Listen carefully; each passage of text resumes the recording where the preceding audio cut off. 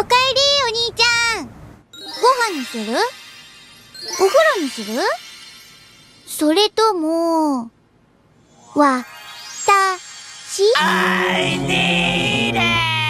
Have you ever watched an anime so disgusting, so shameful, so offensive that you actually consider maybe Japan's declining birth rate is a good thing? Ladies and gentlemen, I present to you Eromanga Sensei, an anime with so many teenage girls that it might as well be called FBI, open up!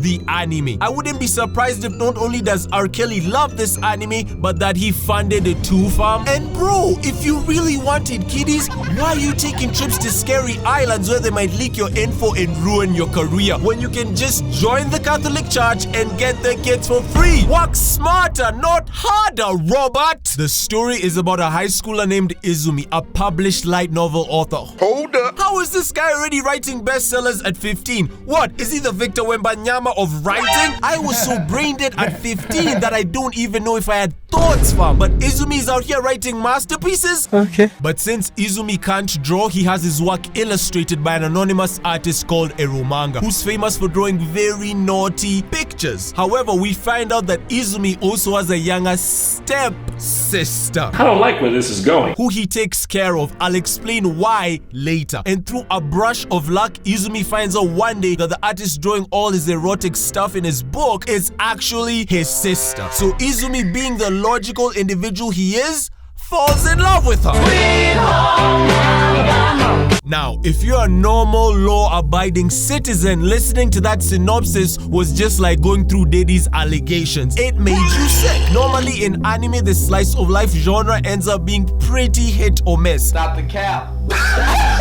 That was a lie. It's almost always a miss because when you don't really have a concrete, interesting plot, the weight of being interesting falls on the characters. However, in Eromanga, all the characters are ass. The entire story just exists to put the chicks into suspect situations, fam. Robert, yo, it's just a drawing. Calm down.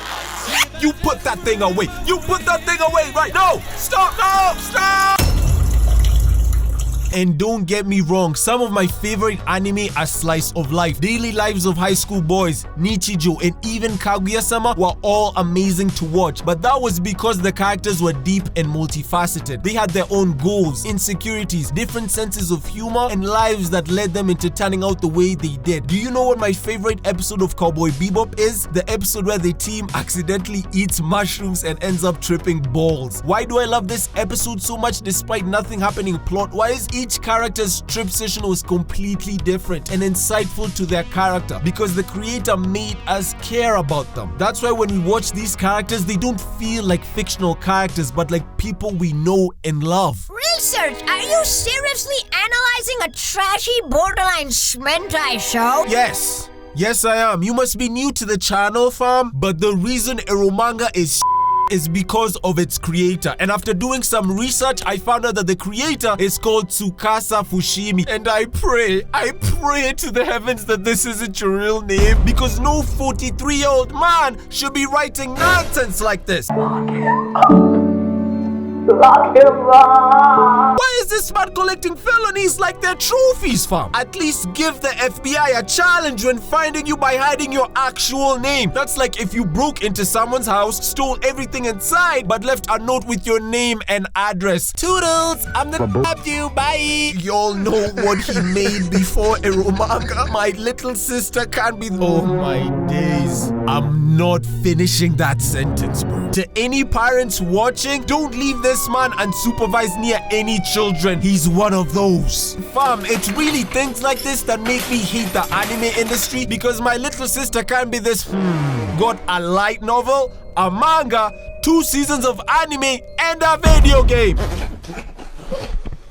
Who keeps greenlighting projects like this? And why is the animation so good? Eromanga as well, fam. They'll put garbage CGI in Attack on Titan, one of the greatest anime ever made, but not a single drop of bad CGI in these anime. Those sick Japanese executives have to be like, hello boss, I'm here to correct the budget for my anime. Hi, mochiron.